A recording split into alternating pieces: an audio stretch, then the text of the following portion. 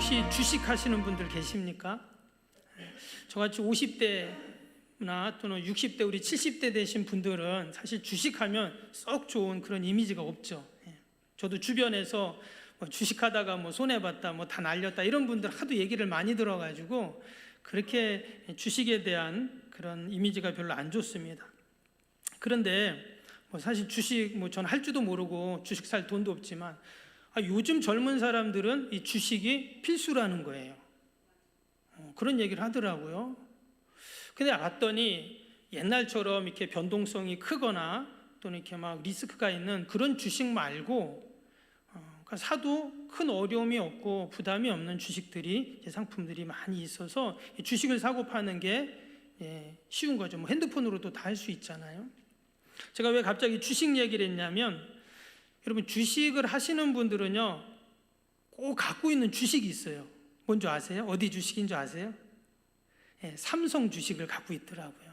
왜냐? 여러분 삼성 모르는 사람이 없잖아요. 그리고 삼성은 진짜 인류 기업이고 삼성이 망한다 이런 일은 없을 겁니다.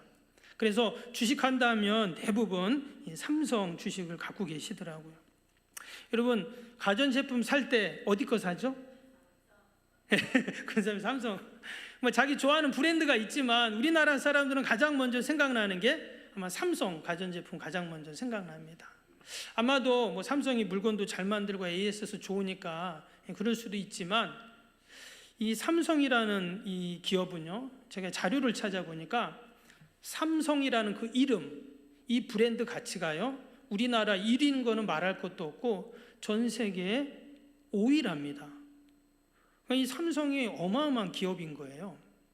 그런데 왜 이렇게 삼성을 사람들이 좋아하고 또 이렇게 유명한가 봤더니, 그럼 삼성은요 매년 그러니까 먼저 이 삼성이라는 이름이 가치가 1,000억 달러랍니다. 지금 1달러가 1,400원이죠. 그러니까 140조인 거예요. 이 삼성이라는 이름이, 브랜드 가치가 이렇게 높아요. 근데 왜 그런가 봤더니 이 삼성은요 매년입니다. 매년 그 광고비, 그러니까 삼성이라는 이름을 알리는 광고비를요 작년에만 7조를 썼답니다. 7조를 썼대. 7조로 광고비를 지출한 거예요. 삼성이라는 그 이름을 알리기 위해서. 어마어마한 거죠.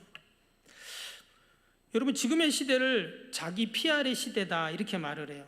자기를 잘 알리고 또 잘 소개하는 게 이제 돈이 된다는 거예요. 그러니까 7조라는 돈을 매년 들여가지고 그 이제 이름을 알리려고 하는 거죠. 여러분 우리가 옛날 학교에서 배울 때 선생님이 뭐라고 합니까? 학교에서는 그러죠. 누가 칭찬하면 겸손해야 된다 이렇게 말을 해요. 여러분 지금 어떻게 가르치는 줄 알아요? 겸손하면 안 된다 그럽니다. 자신을 잘 알리고 할 수만 있다면 또 자기 소개서를 잘 쓰는 법을 가르칩니다. 왜? 자기를 브랜드화해야 되거든요. 그래야 살아남기 때문에. 지금의 시대가 하도 경쟁이 심하니까 그렇다는 거예요. 왜 이런 말씀을 드렸냐면, 오늘 이 골로새서에 보면 바울이 골로새 교회에 있는 성도들에게 쓴 편지잖아요. 근데 이 골로새서는요, 골로새 교회는 바울이 세운 교회가 아닙니다. 이제 에바브로라는 그 두란노에서 에바브로라는 그 청년이 있는데, 그 청년의 고향인데, 그 청년이 바울의 설교를 듣고 복음을 듣고 자기 고향 가서 교회를 세운 게 골로새 교회예요. 근데 바울이 이 골로새 교회 예수 믿는 사람들이 많다, 교회가 세워졌다는 얘기를 듣고 이제 편지를 쓰는 거예요. 근데 쓸 때 골로새 사람들은 바울을 모르죠. 바울의 소문은 들었겠지만, 그러니까 이제 자기를 소개를 해야 되잖아요. 내가 누구다. 이제 그런 소개를 하는데 뭐라고 소개했냐 볼까요? 23절, 25절을 보겠습니다.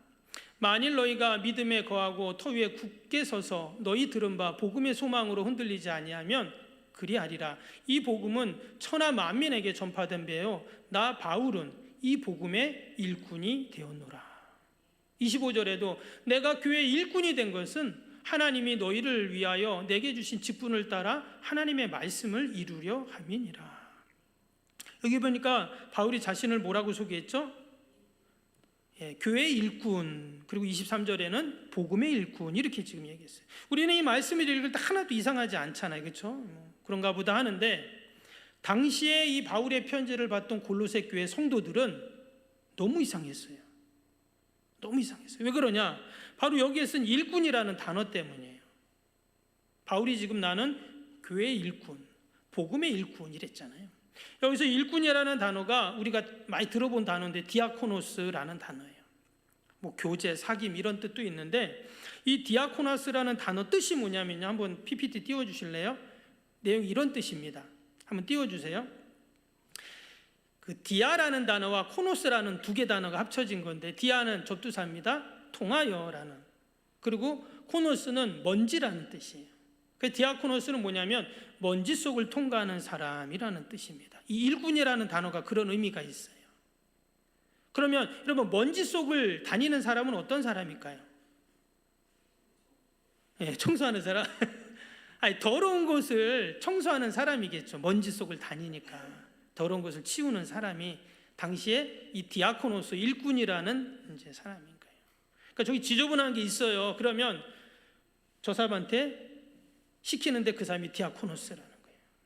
근데 이 단어와 또 비슷하게 쓰인 단어가 또 하나 있어요. 성경에. 그 단어 어떤 단어냐면 휘페레테스라는 단어입니다. 예전에 한번 제가 말씀드렸는데 이것도 두 단어가 합쳐졌는데 휘포 보면 밑에라는 단어와 에레테스 배 젓는 사람이라는 뜻이에요. 그래서 이 휘페레테스라는 일꾼이라는 뜻은 배 밑에서 노를 이렇게 젓는 사람을 말합니다.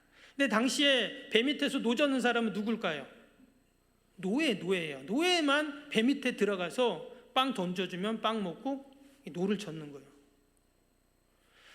그러니까 굳은 일, 힘든 일을 하는 사람을 휘페레테스라 이렇게 말했는데 지금 바울이 한 번도 가보지도 않고 모르는 사람들 골로새 교회 성도들에게 자기를 뭐라고 했다고요? 디아코노스 휘페레테스라고 자기를 소개를 한 겁니다. 그러니까 이제 골로새 교회 성도들은 이 바울의 편지를 보고 황당했을 거예요. 아니 도대체 자기를 소개하는데 이렇게 소개하는 사람이 도대체 어디가 있어? 분명히 그랬을 거예요. 왜? 사람들은 일꾼이라는 말을 싫어했거든요.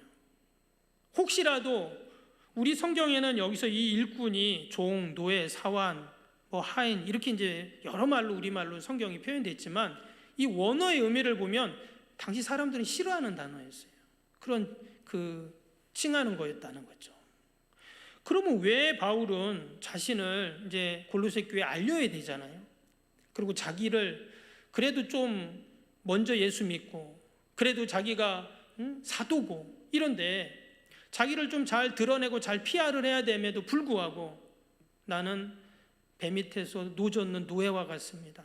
나는 그 먼지 속을 통과하고 지저분한 것 청소하는 그런 사람입니다. 이렇게 말했다는 거예요.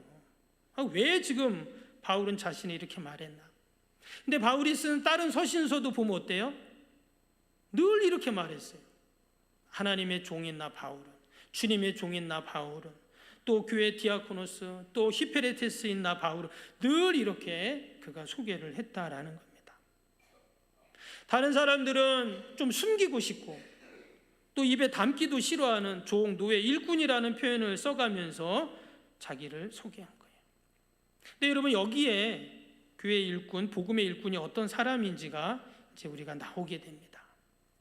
여러분 세상의 지도자들은 어떤 사람들입니까? 세상의 지도자들은 뭐에서 1등한 사람들, 또 뛰어나고 훌륭하고 탁월한 사람들이 지도자가 되거든요. 그래서 존경도 받고 대접받고 이제 그게 세상의 지도자인데 교회 일꾼, 교회 지도자는 그렇지 않다는 거예요. 지금 사도 바울은 초대교회 어마어마한 지도자잖아요, 지금. 그런데 자신을 일꾼, 이 디아코노스 히페레테스라고 자신을 이야기했다는 거예요. 예수님도 이 땅에 오셔서 하신 말씀이 있죠. 마태복음 20장 28절, 마가복음 14장 45절에 보면 인자가 온 것은 섬김을 받으려 함이 아니라 도리어 섬기려 하고 자기 목숨을 많은 사람의 대속물로 주려 함이니라. 예수님이 이 땅에 오신 이유가 섬기기 위해서 왔다 하는 거예요. 성경을 보면 예수님은 하나님의 아들이시고 정말 누구보다 섬김을 받고 인정받으셔야 할 분이셨지만 예수님은 제대로 한번 섬김을 받아본 적도 제대로 인정받아본 적도 없습니다. 도리어 늘 제자들을 섬기고 주변 사람들을 섬기고 마지막에서는 그 십자가에서 많은 사람들의 대속물로 자신을 주시는 그런 주님이셨죠. 그리고는 제자들에게 뭐라고 했냐면 너희도 가서 이렇게 해라, 이렇게 말씀하셨어요. 여러분, 지난 2000년 동안 그 말씀에 순종했던 수많은 교회 일꾼들, 복음의 일꾼들이 있었기에 지금 저와 여러분이 이 자리에 있는 줄로 믿습니다. 우리 석병교회도 지난 64년 동안 수많은 일꾼들이 있었어요. 수많은 디아코노스, 휘페레테스가 있었기에 지금 저와 여러분이 이 자리에 있는 줄로 믿습니다. 그리고 이제는 저와 여러분이 그런 교회 일꾼이 되고 또 복음의 일꾼이 되시기를 주님의 이름으로 축복합니다. 그럼 교회 일꾼들은 어떤 사람들인가? 오늘 24절 한번 볼까요? 24절 보니까 나는 이제 너희를 위하여 받는 괴로움을 기뻐하고 그리스도의 남은 고난을 그의 몸된 교회를 위하여 내 육체에 채우노라. 교회 일꾼은 과연 어떤 사람인가? 그 사람은 교회를 사랑하는 사람입니다. 지금 바울이 그리스도의 남은 고난을 내 육체에 채운다라는 표현을 썼는데요. 여러분, 그리스도의 남은 고난이 뭘까요? 그리스도의 남은 고난. 예수님이 받으신 고난이 부족해서 좀 남겨놓으셔서 그 남은 고난이라는 표현을 썼나? 그런 의미가 아닙니다. 이 의미는요, 주님의 고난에 나도 동참한다, 이 말이에요. 그럼 여러분, 우리가 주님의 고난에 동참하는 방법이 뭐냐? 교회는 주님의 몸이라 했잖아요. 그러니까 주님의 몸된 교회를 위해서 내 육체를 채우는, 교회를 섬기는, 교회를 사랑하는 그것이 바로 주님의 고난에 함께 동참하는 거라는 거예요. 그래서 정말 교회를 사랑하는 사람은 어떤 사람이냐? 주님의 고난에 동참하는 사람이에요. 저는 우리 구역장 권찰 인도자, 우리 모든 구역 지도자들이 교회 일꾼이시고 또 누구보다 교회를 사랑하고 구역을 사랑하고 또 그리스도의 남은 고난에 함께 동참하는 분들인 줄로 믿습니다. 여러분, 교회 머리가 주님이라 하잖아요. 그러면 여러분, 주님의 그 머리가 고난을 받으면 어때요? 여러분, 머리 아프면 다 만사가 힘들고 아프잖아요, 그렇죠? 그 말입니다. 그 주님의 고난을 내가 함께 필연적으로 유기적인 관계 속에서 내가 주님의 지체 몸이기 때문에 함께 그 고난에 동참하는 겁니다. 그래서 여러분, 우리가 늘 내가 교회 일꾼이고 복음의 일꾼이고 또 주님의 고난에 동참하는 자이고, 여러분, 우리가 늘 이 믿음을 잃지 않기를 축복합니다. 마치 바울이 자신을 내가 교회 일꾼입니다라고 소개하고 표현했던 것처럼 그것도 정말 너무나 떳떳하게 자랑스럽게 이야기했던 것처럼, 그럼 저와 여러분이 어디 가든지 나는 석병교회 목사입니다, 석병교회 장로입니다, 석병교회 권사입니다, 집사입니다, 성도입니다, 여러분 자랑스럽게 자랑하시기를 축복합니다. 이처럼 우리가 주님의 몸된 교회를 위해서 여러분 고난을 받을 때 주님께서는 우리의 고난을 여러분 어떻게 여기실까요? 오늘 이어진 29절에 보겠습니다. 29절에 보니까 이런 말씀이 있어요. 이를 위하여, 그러니까 주님의 그 고난에 동참하고 교회를 사랑하는 겁니다. 이를 위하여 나도 내 속에서 능력으로 역사하시는 이의 역사를 따라 힘을 다하여 수고하노라 그랬어요. 먼저 그가 뭐라 그랬냐면 수고한다 그랬어요.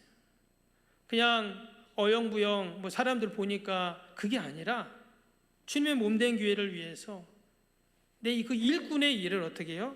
힘을 다해서 수고한다, 이렇게 지금 표현을 하고 있습니다. 이 수고한다는 표현이 원어를 제가 보니까 노동에 지치고 수고하고 고생한다, 이런 뜻이에요. 당연하죠. 여러분, 당시에 수고하는 사람은 누가 수고해요? 종이나 노예만 수고를 해요. 주인은 절대 수고하지 않습니다. 왜? 주인은 시키면 되는 거잖아요. 당시에는 종이 있었고 하인 노예들이 있었기 때문에. 그래서 이 수고라는 단어는 누구에게만 쓰여지냐? 일꾼에게만 쓰이는 단어인 거예요. 일꾼이 아니면 수고할 필요가 없어요. 왜? 내가 주인이고 시키면 되지 왜 내가 수고를 합니까? 근데 바울은 뭐라고요? 힘을 다해서 내가 수고한다 이렇게 말해서 왜? 일꾼이니까. 여러분 힘을 다해서 수고하면 어때요? 힘들죠. 힘든 겁니다. 때론 참아야 되고 내가 손해봐야 되고 억울하기도 하고 답답하기도 하고 또 지치기도 하고. 왜? 수고하면 그렇잖아요.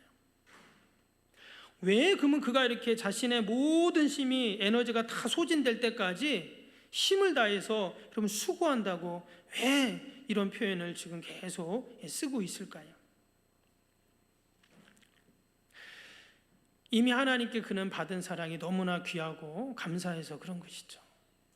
우리도 마찬가지입니다. 왜 우리가 구역 지도자가 되고 권찰이 되고 또 구역장이 되고 또 교회 일꾼이 되어서 우리가 교회를 섬깁니까? 우리는 다 하나님께 받은 은혜가 너무 감사하고 하나님이 나에게 부어주신 그 축복이 너무나 귀해서 우리가 일꾼을 자청했잖아요. 여러분 억지로 하시는 분 계십니까? 없는 줄 믿습니다. 다 우리는 자청한 자들이에요. 어떤 면에서 보면 참 저는 죄송하죠. 우리 장로님들, 권사님들, 집사님들 무슨 월급을 받는 것도 아니고 도리어 내가 교회 헌금하면서 또 봉사하면서 때로는 내가 욕도 먹고 오해도 받고 사실 그러잖아요, 그렇죠? 내 시간도 내야 되고. 근데 목사님은 교회에서 사례비 주잖아요. 그래서 저는 죄송해요, 솔직한 얘기로. 그래서 미국 같은 경우는 요즘에 그런다고 하죠. 목사님이 이중직을 갖는 거예요. 아직 우리나라는 이중직이요, 법적으로 통과가 안 됐습니다, 교회에서. 그래서 그러니까 이중직에 대한 여러 가지 논란이 있어요. 근데 이제 미국 같은 경우, 유럽 같은 경우는 목사님들이 직업이 있는 거예요. 그러니까 일주일 동안 세탁소에서 일해요. 그리고 주일날 이제 예배 말씀 전하고 준비하고, 그리고 또 다른 일을 하고, 이렇게 이중직을 인정을 하는데 아직 한국 교회는 인정을 안 합니다. 왜? 여러 가지 논란들이 있기 때문에. 언제가 될지도 모르겠죠. 근데 여러분 우리가 이처럼 다 자원해서 자청해서 힘을 다해서 여러분 우리가 주님의 몸된 교회를 섬기고 수고할 때 어떨까요? 하나님이 기뻐하신다는 거예요. 아멘. 여러분 우리의 상급이 저 하늘에 쌓이고 또 쌓일 줄로 믿습니다. 그런 의미에서 저는 하늘에 가면 상급이 적을 수도 있어요. 정말 이 땅에서 다 이미 받았으니까. 여러분들 축복합니다. 상급이 많을 줄로 믿습니다. 목사님 가봐야 알죠. 가봐야 압니다. 가봐야 알아요. 한번 그때 가봐서 한번 보죠, 어떻게 되나. 찬송가 작사가 중에 그 프랜시스 헤버걸이라는 여인이 있습니다. 이분은 원래 영국의 이제 수돈의 원장의 딸인데, 그래서 부유하게 어렸을 때부터 자랐다고 해요. 그런데 이제 독일로 유학을 가요. 독일로 유학을 갔는데 처음으로 이제 고생을 하는 겁니다. 또 질병으로 계속 이제 고통을 당하고 어려움을 당하는 거예요. 그러다가 하루는 어떤 이제 작은 마을에 화랑을 들렸대요. 근데 그 화랑을 딱 들렀는데 거기서 어떤 한 점의 그림을 봅니다. 이 그림인데 한번 보여주세요. 좀 잘 보이진 않는데 예수님이 십자가에서 이렇게 고난 받으시는 이 렘브란트 그림이거든요. 이 사람을 보라라는 그런 이제 그림인데, 저기 이제 예수님이 가운데서 십자가 고난을 받고 주변에 많은 사람들이 그 고난 받는 예수님 옆에 있는 이제 그런 그림입니다. 근데 이 헤버걸이라는 이 여인이 이 화랑에 들어가서 이 그림을 딱 보는데 충격을 받은 거예요. 그동안 자신은 이런 예수님이 십자가 고난당하는 그것을 이제 생각을 못했거든요. 근데 그 그림 밑에 이런 글씨가 있었대요. 내가 너를 위하여 내 생명을 주었는데 너는 나를 위해 무엇을 주었느냐. 이 글귀가 싹 써 있는 거예요. 그리고 이제 집에 왔는데 계속 이 그림이 생각나고 예수님의 고난, 십자가 고난이 생각나고 그 글귀가 생각나는, 내가 너를 위해 내 생명을 주었는데 너는 나를 위해 무엇 했느냐. 이 글귀가 계속 생각이 나는 거예요. 그러면서 지난 날이 얼마나 자신을 보면서 참 부끄러움을 이제 느끼게 되는 거예요.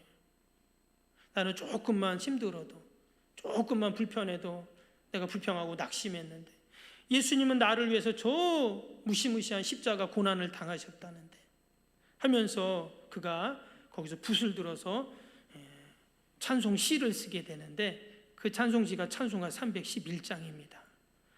내 너를 위해 몸버려 피 흘려 내 죄에 속하여 살 길을 주었네. 너 위에 몸을 주었건만 날 위해 무엇 주느냐. 너 위에 몸 주었건만 날 위해 무엇 주느냐. 이 외에도 찬송가 167장의 즐겁도다이나 213장의 나의 생명 드리네 292장의 주 없이 살 수 없네 329장, 331장, 459장, 487장 이제 많은 이제 찬송 그 시를 이제 여인이 짓게 되는데 여러분 우리가 왜 주님의 일꾼이 되고 복음의 일꾼이 돼야 될까요? 왜 바울은 정말 바울처럼 당시에 뛰어난 석학이 없었고 텐트 메이커라는 자신의 또 아주 좋은 직업도 있던 사람이에요. 그럼 그가 다 내려놓고 하나님 앞에 복음을 위해 일꾼으로 올인을 하잖아요. 10여 년 넘게 계속 주님의 말씀 그 땅끝을 찾아서 결국 로마 넘어서 서바나까지 그가 가려고 했다고 하는데 어떻게 그가 그런 복음의 일꾼이 될 수 있었는가?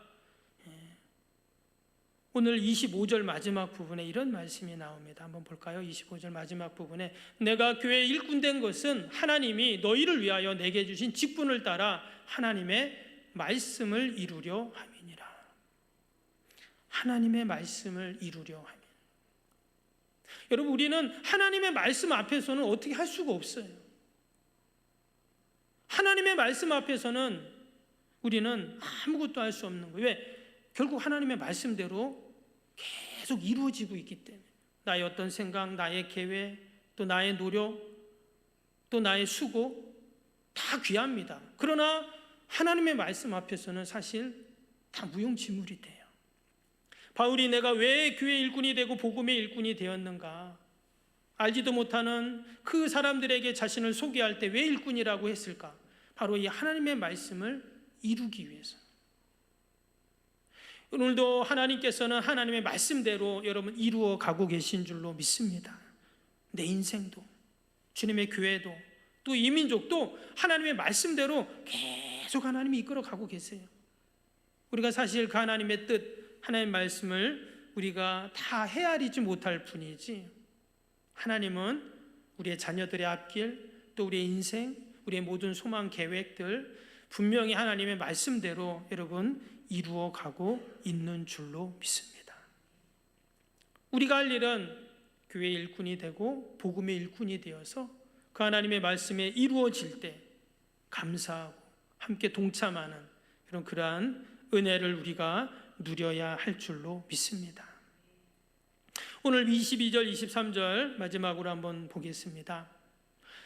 이제는 그의 육체의 죽음으로 말미암아 화목하게 하사 너희를 거룩하고 흠없고 책망할 것이 없는 자로 그 앞에 세우고자 하셨으니 만일 너희가 믿음에 거하고 터 위에 굳게 서서 너희 들은 바 복음의 소망에서 흔들리지 아니하며 그리하리라. 이 복음은 천하 만민에게 전파된 바요 나 바울은 이 복음의 일꾼이 되었노라. 하나님의 귀한 뜻을 받들어서 나는 복음의 일꾼이 되었습니다. 여러분들도 함께 이 복음의 일꾼, 교회의 일꾼에 함께 동참합시다. 이렇게 권면하는 그런 내용이죠. 우리 모든 구역장 권찰님들, 또 우리 구역 인도자님들, 내가 복음의 일꾼이고 교회의 일꾼이다 하는 마음을 늘 잊지 마시고 우리가 귀하게 교회를 섬길 때 하나님께서 기뻐하시고 또 하나님께 영광이 되는 은혜가 있을 줄로 믿습니다.